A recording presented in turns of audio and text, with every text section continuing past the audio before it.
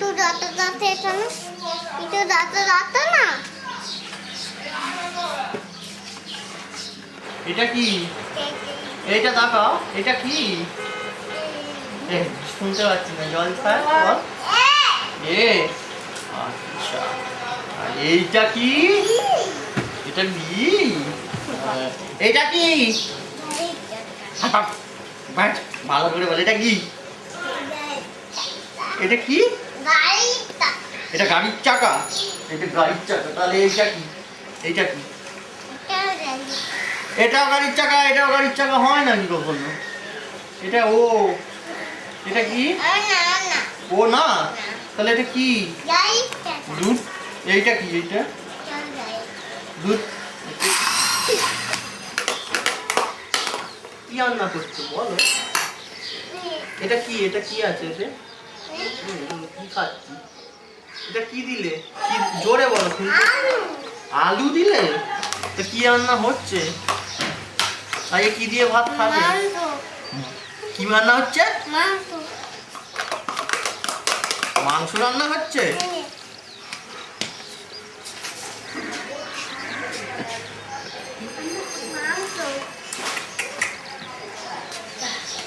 তুমি নিজে খাও, নিজে খাও।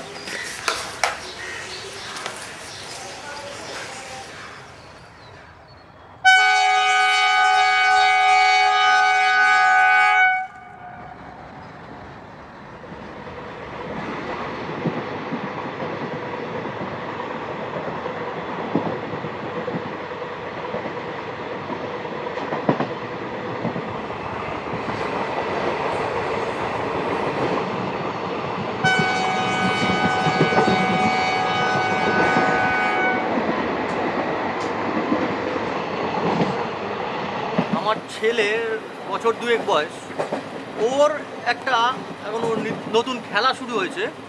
ওকে যখন যেমন আমরা খাওয়াই রাত্রিরে, ও সেটার মতন করে ওই থালা বাটি নিয়ে এসে ও তুলে তুলে আমাদের খাওয়ানোর একটা চেষ্টা করে, মা খা খা।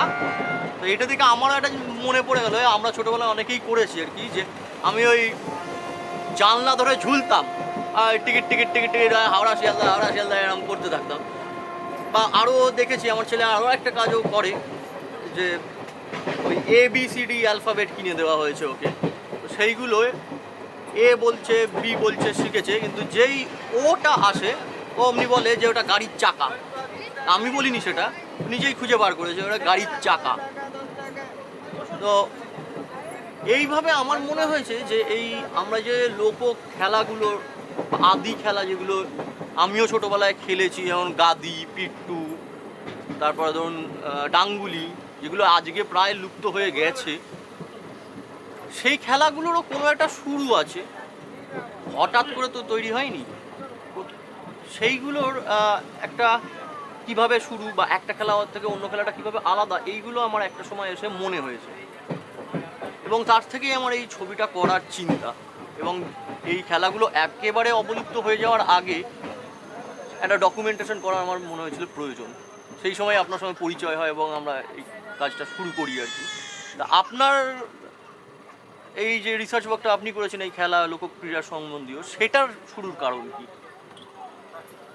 দেখুন, আপনি যে প্রথম যে কথাটা বলেছেন যে ছেলে ওই যে ওটাকে চাকা বলছে, ওটা কিন্তু খেলা না।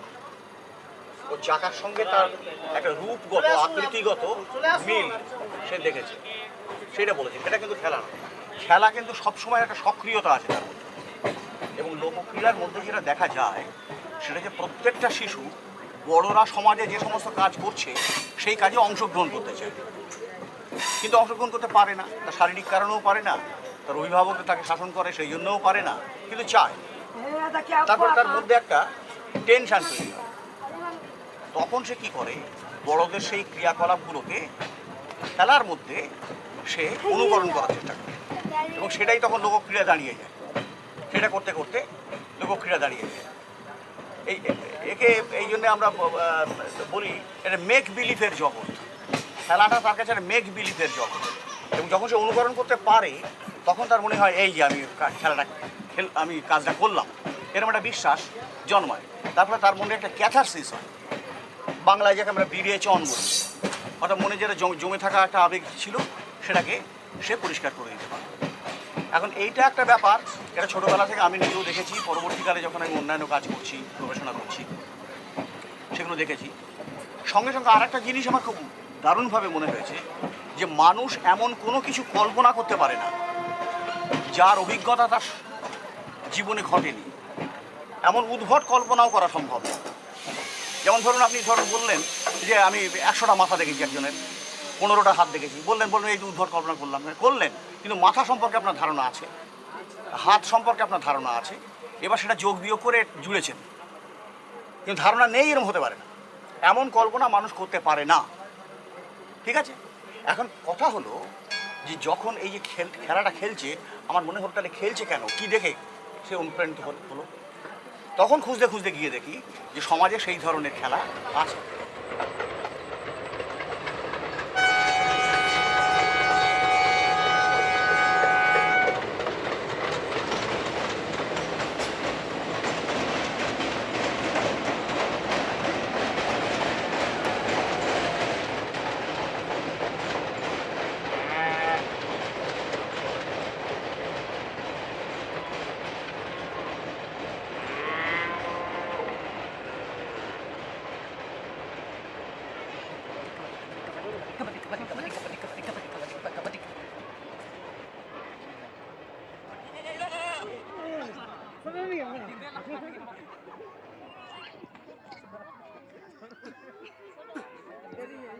হাডুডু খেলায় প্রথমেই মাটিতে একটা আয়তাকার ক্ষেত্র আঁকা হয়, ঠিক তার মাঝখান দিয়ে আর একটা দাগ কাটে।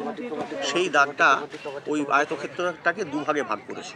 মাঝখানের দাগটার নাম চড়াই। চড়াইয়ের একদিকে থাকে এক দল আর অন্যদিকে থাকে বিপক্ষ দল। বিপক্ষ দল দম নিয়ে অন্য দলকে আক্রমণ করে, মুখে একটা সাউন্ড করতে থাকে, চু কিতকিতকি হাডুডু এরকম, যাতে প্রমাণিত হয় যে সে যখন দম দিচ্ছে তখন সে নিঃশ্বাস নিচ্ছে না। সেই অবস্থায় বিপক্ষ দলের কাউকে যদি ছুঁয়ে দেয় তাহলে সে মর। একই রকমভাবে বিপক্ষ দল আবার আক্রমণ করে অন্য পক্ষকে, দম দিয়ে সে যদি এদের কাউকে মর করে দিতে পারে তাহলে কিন্তু ওদের আগে আউট হয়ে যাওয়া যে খেলোয়াড় ছিল সে ফিরে আসে, সে আবার খেলতে পারে। এটা নিয়ম। বেশ, এই খেলাটার নাম কি তোমরা বলো? আমাদের ভাষা বলে ভালুগুড়ি। আচ্ছা, আর কি বলে? কবাডি। কবাডি বলে। আচ্ছা, আবার অনেক জায়গাতে বলে হাডুডু। হ্যাঁ, হাডুডু। হ্যাঁ, কেউ বা বলে হাটুটু, তাও বলে। অর্থাৎ বিভিন্ন জায়গায় বিভিন্ন রকমের নাম আছে, ঠিক আছে? এখন এই খেলাটা কয়েক হাজার বছরের পুরনো খেলা, কয়েক হাজার বছরের। এই দুটো কোর্ট মানে দুটো কৌম গোষ্ঠী বা দুটো কি বলবো আদিবাসী গোষ্ঠী বাস, দুপাশে দুটো। এইটুকখানি হচ্ছে এক আদিবাসীদের জমি, এইটুকখানি হচ্ছে আর এক আদিবাসীদের জমি, আর মাঝখানে এই ভাগটা, এই সীমারেখাটা আছে। এই সীমারেখাটাকে তোমরা কি বলো? মাঝের দাগটা তোমরা কি বলো? তালার দাগ। হ্যাঁ, কেউ বলে মাঝের দাগ, তোমরা বলছো দাগা। অনেক জায়গায় এটাকে বলে চড়াই বা চড়াই, এ নামে বলে। কেন বলে? এই যে দুটো আলাদা আলাদা মানুষের দল বাস করতো আর কি তখনকার দিনে, এই দুজনের ভাষা ছিল আলাদা।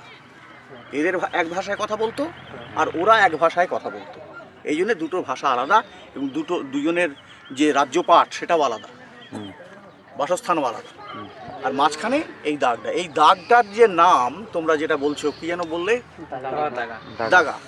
দাগা বলছে কেউ, কেউ বলছে চড়াই, কেউ বলছে চড়াই ইত্যাদি, না বিভিন্ন নাম আছে। একবার আধুনিক খেলার আধুনিক যুগে এটার নাম দিয়েছে মিড লাইন, এরকম বলছে। আসলে ব্যাপারটা হচ্ছে কি, এই যে দুই দলের মাঝখানে যে এই তফাৎটা থাকতো, এখানে হয় থাকতো একটা নদী অথবা থাকতো একটা পাহাড়। পাহাড়কে চড়াই বলে, উঠতে হয় তো, সেই জন্য এটার নাম চড়াই। এই যে মাঝখানের যে জমিটা, এই দাগ দেওয়া জমিটা, এই জমিটা এদেরও না এদেরও না, kind of a no man's land. হ্যাঁ, নো ম্যানস ল্যান্ড, কিন্তু দুজনেই সেখানে গরু চড়াতে আছে, বা নিউট্রাল ল্যান্ড বলা যেতে পারে। এখানে এদেরও গরু চড়ানোর অধিকার আছে, এদেরও গরু চড়ানোর অধিকার আছে, ঠিক আছে? কিন্তু এটা আমার জমি বলে কেউ দাবি করতে পারে না। এই জন্য দেখবে যখন ওই দম দিয়ে যাওয়ার সময় তো কেউ ধরে ফেলে, তখন যদি এইটা ছুঁয়ে দেয় বা এইটা খানিকটা ইয়ে করতে পারে, তখন সে কিন্তু মোর না, হ্যাঁ তাই না? হ্যাঁ। এই জন্য মরলাম। আর একটা জিনিস হচ্ছে এই খেলার খুব গুরুত্বপূর্ণ একটা দিক, এই যে দম দিতে হয়, একটা হাডুডুডি বলি, চুকিটকিট বলি বা যাই বলি, একটা কিছু বলতে হয় একদমে, দম পড়লে হবে না। কেন? কারণ হচ্ছে সেই যুগের বিশ্বাস ছিল এই যে আমরা নিঃশ্বাস নিচ্ছি, নিঃশ্বাস ফেলছি, এটাই হচ্ছে আমাদের জীবন। এটা যদি কোনো ক্রমে বন্ধ হয়ে যায় তাহলে সে শেষ, মৃত। ঠিক আছে? তো যতক্ষণ তুমি দম দিচ্ছ ততক্ষণ বলতে হবে যে হ্যাঁ তোমার বুকে নিঃশ্বাসটা আছে, তাই না? যেমনি তুমি দিতে পারলে না, শেষ।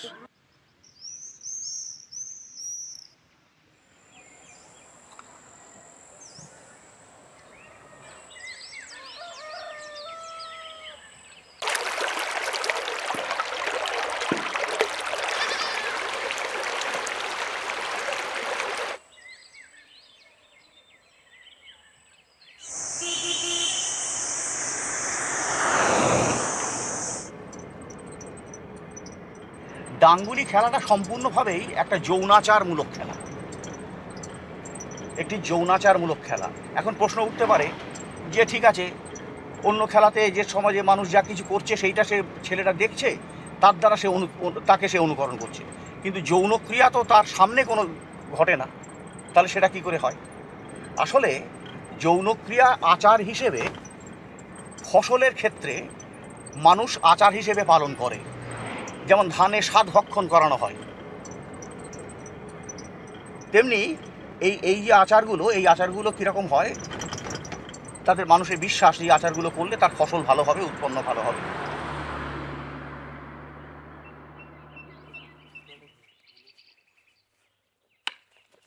ডাঙ্গুলি খেলায় প্রায় 1.5 হাত লম্বা একটা লাঠি দরকার। সেই লাঠি যতখানি মোটা, ঠিক সমান মোটা কিন্তু ক্ষুদ্রাকার আর একটা টুকরো দরকার, সেটাকে বলা হচ্ছে গুলি। আর এই 1.5 হাত লম্বা যেটা বললাম সেটা হচ্ছে ডাং। মাটিতে একটা এরম লম্বা গর্ত করলাম, এই গর্তের উপরে গুলিটাকে বসালাম।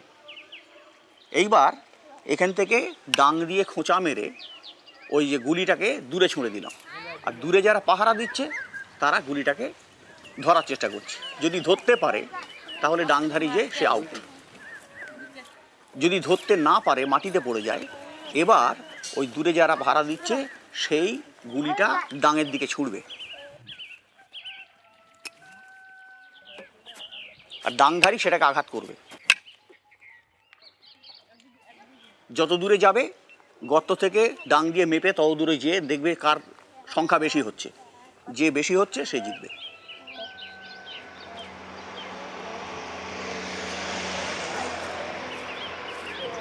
ওই গর্তটা হচ্ছে মাতৃ জননাঙ্গ, এবং তার উপরে যে গুলিটা থাকে সেইটাকে ডান্ডাটা দিয়ে ছিটকে দেওয়া হয়।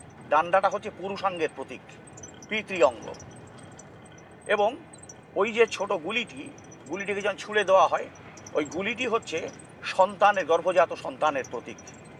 এবং লক্ষ্য করলে দেখা যাবে যে গুলিটা যদি বাইরের যারা পাহারা দিচ্ছে তারা যদি ক্যাচ ধরে ফেলে তাহলে সে কিন্তু আউট। তার কারণ হচ্ছে ওই সন্তান ভূমিষ্ঠ হলো না।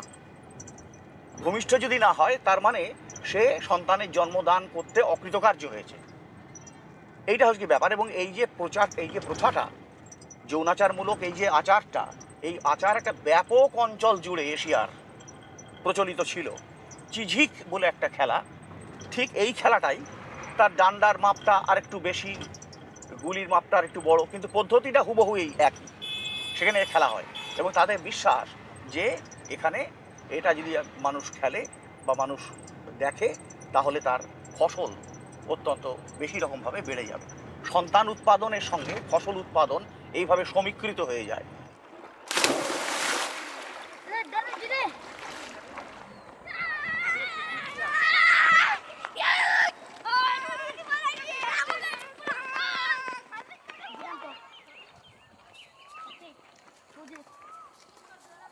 সাতচাড়া খেলা বা সাতপিট্টু খেলায় প্রথমেই যেটা দরকার সেটা হচ্ছে 7টি খোলামকুচি বা 7টি চাড়া, একে সাতপিট্টু খেলাও বলে, পরপর সাজিয়ে একটা স্তম্ভ নির্মাণ করা হয়। স্তম্ভটা যখন তৈরি হলো, বিপক্ষ দল সেটাকে ভেঙে ফেলার চেষ্টা করছে, ভেঙে দিল, তারপরে এরা চেষ্টা করে, বিপক্ষ দল চেষ্টা করে যারা পাহারা দিচ্ছে যে 7টা চারা আবার সাজিয়ে দিতে।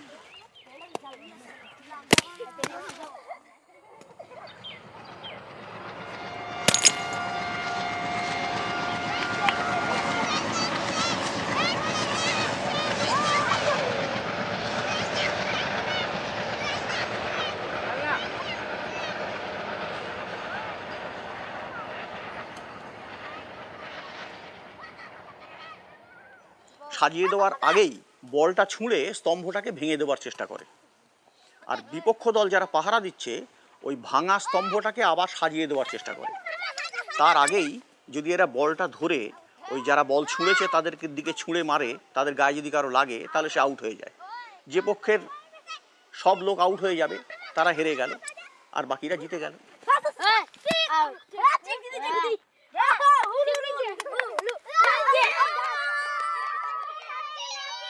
সাত পিট্টু বা সাতুলি যাই নাম বলি না কেন পিট্টু খেলার, তার কি দুটো দলের কোনো নাম আছে? আমার বিশ্বাস যে নাম একসময় ছিল, পরিষ্কার নাম ছিল, কিন্তু এখন সেটা বহু প্রাচীন খেলা এটা। তার ফলে এর নামটা যারা খেলছে তারা ভুলে গেছে, তাদের স্মৃতিতে নেই। কিন্তু আমি ক্ষেত্র সমীক্ষা করতে গিয়ে দেখেছি যে 2-1টা জায়গায় এর নাম পেয়েছি।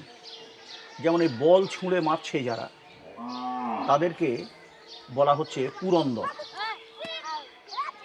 এবং যারা বাঁচাচ্ছে পিছনে বলটা ছুঁড়ে মারছে, বলটা যারা ধরছে ওই পিট্টুটাকে যারা বাঁচাবার চেষ্টা করছে তাদেরকে বলা হতো দস্যু।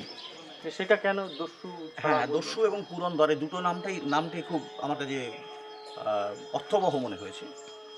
যে পুরন্দর কথাটার মানে হলো এই, যিনি পুর ধ্বংস করেন, মানে নগর ধ্বংস করেন, এবং এই ইন্দ্রকে পুরন্দর বলা হয়। তার কারণ ইন্দ্র নগর ধ্বংস করেছিলেন। কোন নগর ধ্বংস করেছিলেন? হরপ্পা নগর, মহেঞ্জোদড়ো হরপ্পা, যেটা কিনা যে সভ্যতাটা অনার্যদের তৈরি, দ্রাবিড়দের তৈরি, সেটাকে ধ্বংস করেছিলেন। এখন এই যে ধ্বংস করলেন, ঋগ্বেদে পরিষ্কারের উল্লেখ আছে যে ইন্দ্র হরিজু পিয়াকে ধ্বংস করলেন। এবং প্রথম যখন ধ্বংস করেন তখন প্রধান 7টি দুর্গকে ধ্বংস করলেন। এবং এই যে 7টি চারা নিয়ে খেলা হচ্ছে, এই 7টি চারা নিয়ে খেলার কারণই হচ্ছে এই যে 7টি দুর্গ ধ্বংস করেছিলেন। কেমন দেখবেন এই খেলা কিন্তু 7টার বেশি চারা নিয়ে খেলা হয় না, 7টার কম চারা নিয়েও খেলা হয় না। এই রূপটা কিন্তু কোথাও পরিবর্তন হয়নি। যত জায়গায় এই 7 পিট্টু খেলা হয়, এই 7টাই চারা থাকবে, তাতে কম বেশি থাকবে না। তার কারণ 7টা নগর ধ্বংস করেছিলেন। এই হলো পুরন্দরের কথা। এইবার দস্যু কেন? আর্যরা যখন ভারতবর্ষে আসেন তখন এই পূর্ব ভারতের দিকটা, বাংলা, বিহার, উড়িষ্যা, এই সমস্ত যে অঞ্চল, এই অঞ্চলের মানে এগুলো জলা জমি, এখানে স্যাঁতস্যাঁতে জমি এরকম ছিল। এখানকার মানুষদের তারা পছন্দও করতেন না, এখানকার মানুষদের তারা দস্যু বলতেন, এবং সেই থেকেই তার নাম দস্যু হয়েছে। এখন দীর্ঘকাল ধরে এই খেলাটা মানে বহু প্রাচীন খেলা। বুঝতে পারছেন যে মহেঞ্জোদড়ো হরপ্পা তো আজকে ধ্বংস হয়নি, প্রায় 5000 বছর আগেকার কথা।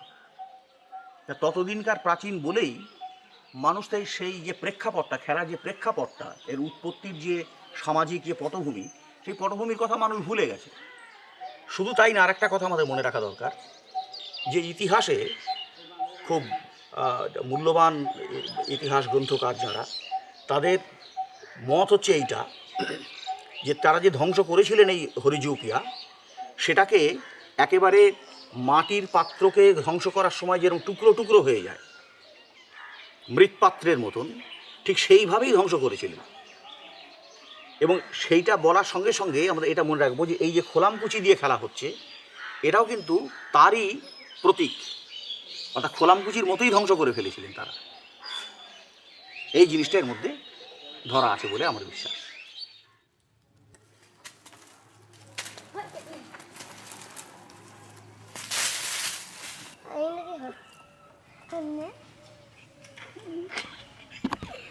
500 ka naging.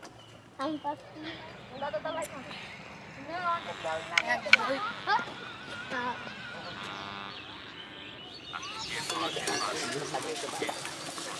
पॉइंट के खेल में कोई रन नहीं, एक रन से 6 विकेट के नुकसान पर 19 ओवर का खेल समाप्त हुआ।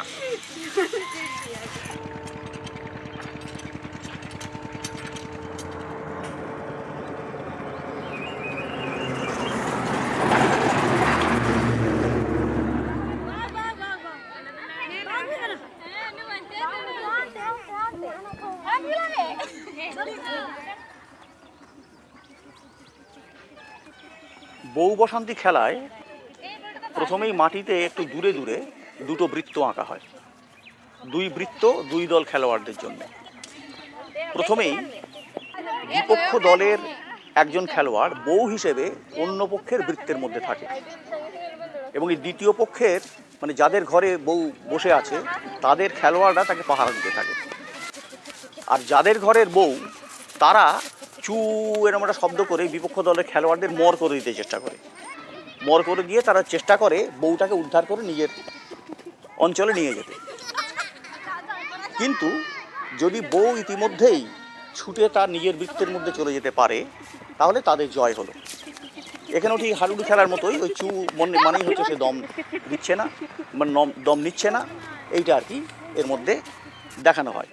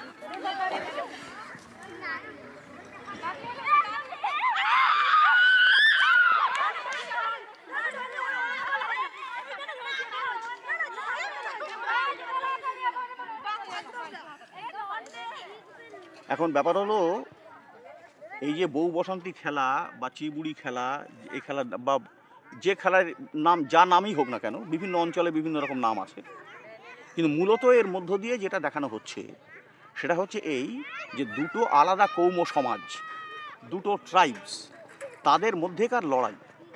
এই লড়াইটা কি নিয়ে না, একটা কৌম সমাজের একজন নারীকে অপহরণ করা হয়েছে, অপহরণ করে আর এক জায়গায় তাদের নিজেদের আওতায় নিয়ে এসছে তাকে। এবার এরা চাইছে যে উপজাতীয় সমাজের সভ্যা সেই নারী, সে তাকে উদ্ধার করে নিতে চাইছে তারা, কিন্তু উদ্ধার করতে পারছে না, চেষ্টা করছে কি করে, ওকেও তো কিন্তু পাহারা দিয়ে রেখেছে আরও অনেক ওই পক্ষের লোকেরা, যারা নিয়ে গেছে তাদের পক্ষের লোকেরা। এবার তাদেরকে যদি মরা করে দিতে পারে, আউট করে দিয়ে ছুঁয়ে আউট করে দিতে পারে, তখন মেয়েটি ফাঁকা হয়ে যায়, সে সোজা ওখানে চলে যেতে পারে। এখানে আমরা খেলার মধ্যে সেটা দেখেছি।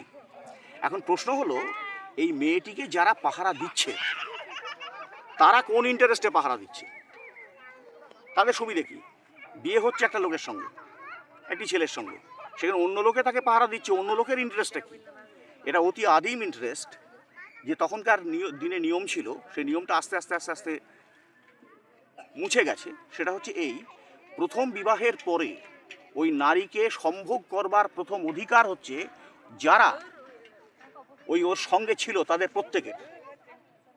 পরবর্তীকালে সেটা ওই যে বরযাত্রী যারা যায় আজকাল, তাদের সকলেরই কিন্তু প্রথম সম্ভোগ করবার অধিকার আছে।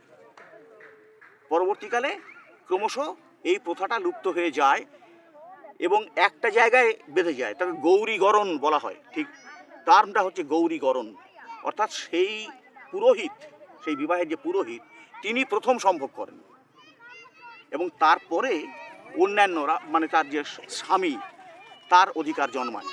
এবং এই জন্যই দেখা যাবে যে কাল রাত্রি বলে একটা দিন আমরা পালন করি বিবাহেতে। বিবাহের পরের দিনই কিন্তু ওই স্বামী স্ত্রী মিলিত হয় না, সেই দিনটাকে আমরা বলি কাল রাত্রি। তার পরের দিন বৌভাত হয়। এই যে কাল রাত্রি দিনটা ছেড়েই রাখা হয়েছে ওই পুরোহিতের জন্য। এটার মধ্যে দিয়েই, এই খেলাটার মধ্যে দিয়ে কিন্তু সেই জিনিসটাই প্রকাশিত, সেই বিবাহ পদ্ধতিটা, যে ম্যারেজ থ্রু ইলোপমেন্ট, নারী হরণ করে বিবাহ, গৌড় উপজাতি যেটা আছে তাদের মধ্যে এখনো পর্যন্ত এই প্রথা প্রচলিত আছে, বিবাহের এই প্রথা প্রচলিত আছে এই ভারতবর্ষেই।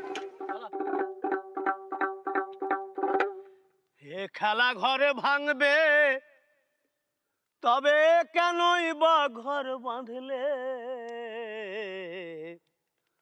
সবাইকে কাঁদালে যত নিজেও তত কাঁদলে, সবাইকে কাঁদালে যত নিজেও তত কাঁদলে। তুমি কাটাহার আঘাত দাও গো যারে, কাটাহার আঘাত দাও গো যারে, তুমি কাটাহার আঘাত দাও গো যারে, ফুলের আঘাত আর সয় না, খোদা দিল কি দয়া হয় না।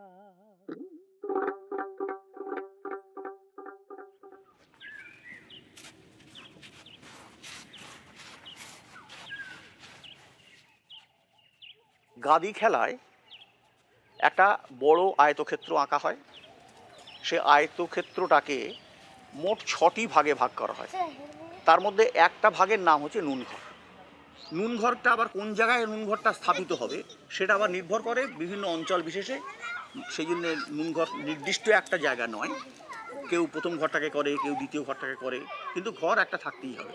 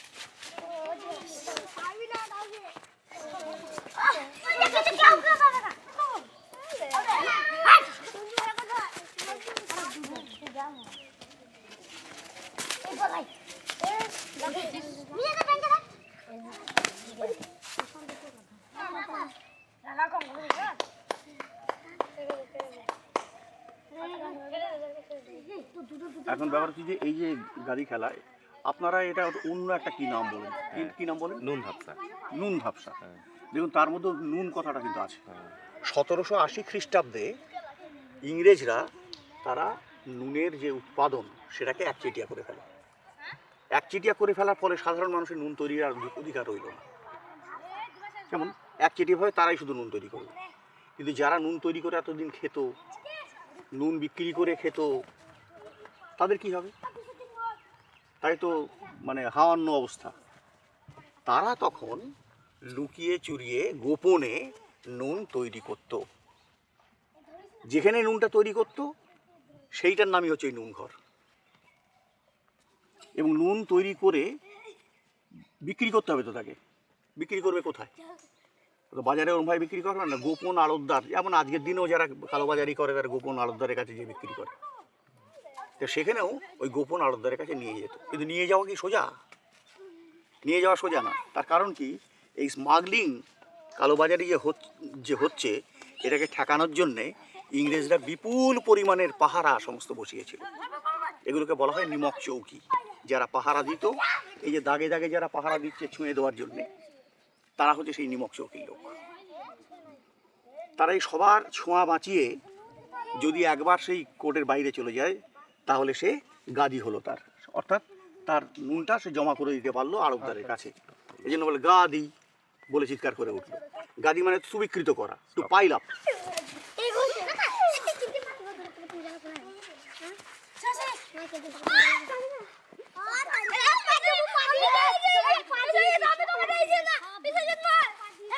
এখানে কীভাবে খেলা জানি না, আমাদের ওখানে যে খেলা হয় অনেক জায়গাতেই এরকম হয় যে গাদি খেলাতে একজন যদি আউট হয়ে যায় তাহলে গোটা দলটাই আউট। কেন? কারণ হচ্ছে গোটা স্মাগলিং দলটাই চক্রটাই ধরা পড়ে গেল। অন্য কোনো খেলায় কিন্তু তা হয় না, হাডুডু খেলায় তা হয় না।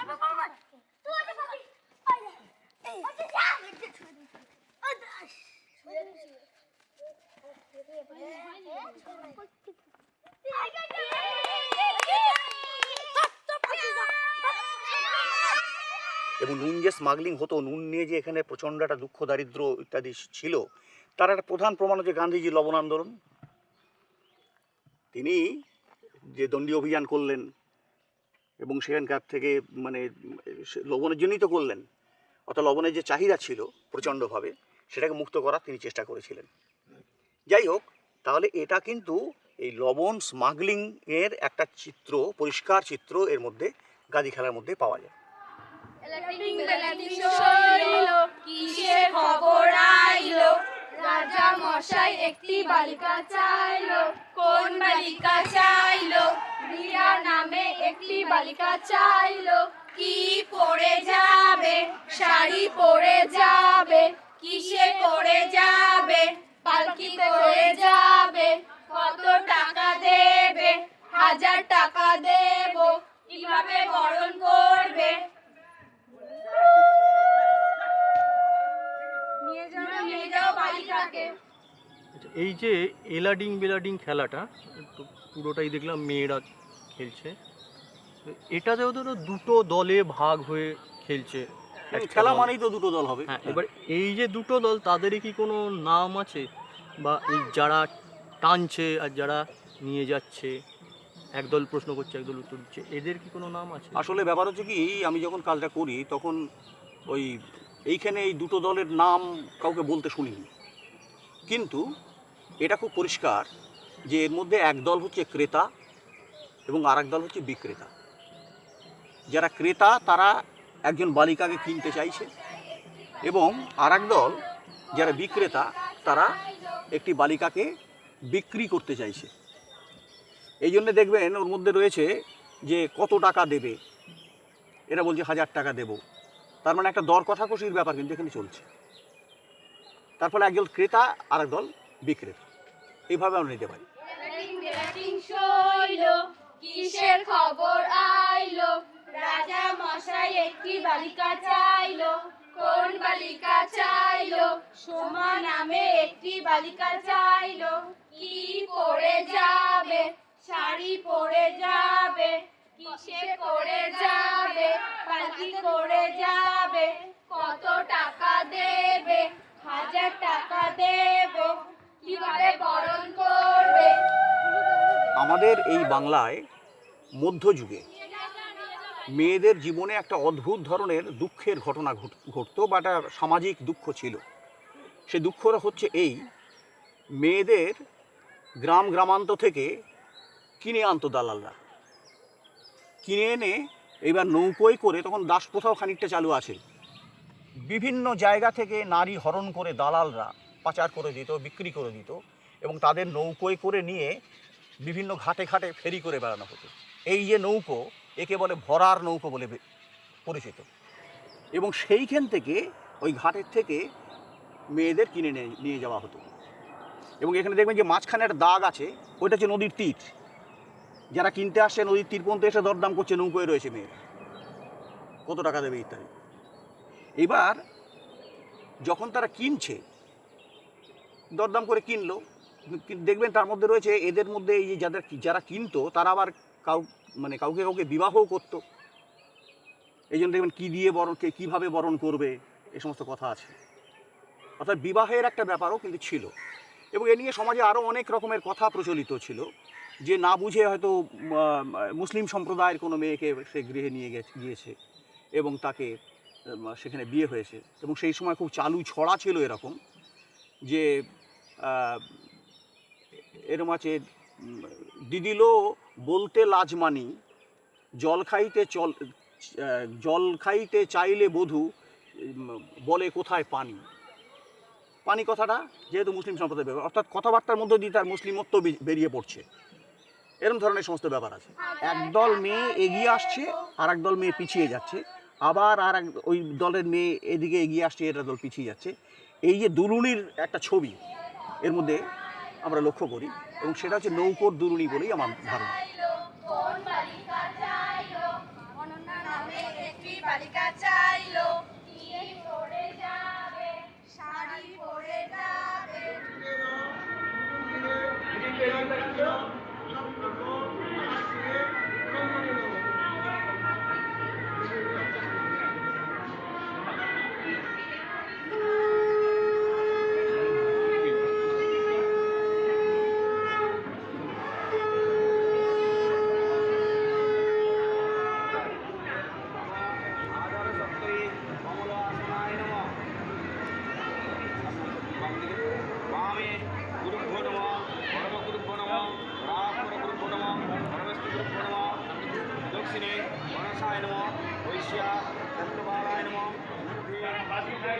হিন্দুদের বিয়েতে কড়ি খেলা একটা অত্যন্ত গুরুত্বপূর্ণ অংশ।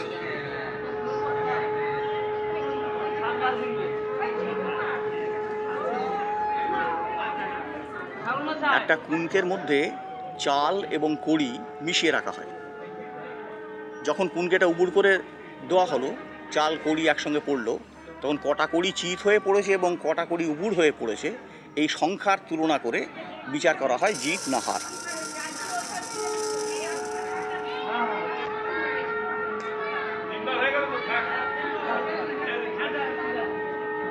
কড়ি জিনিসটাই হচ্ছে নারী জননাঙ্গের প্রতীক এবং উর্বরাতন্ত্রের প্রতীক। ফসল বেশি আরও উৎপন্ন হোক, সন্তান আরও বেশি উৎপাদিত হোক, এই ইঙ্গিতের মধ্য দিয়ে সেটা দেখানো হয়েছে। এই হচ্ছে কড়ি খেলা।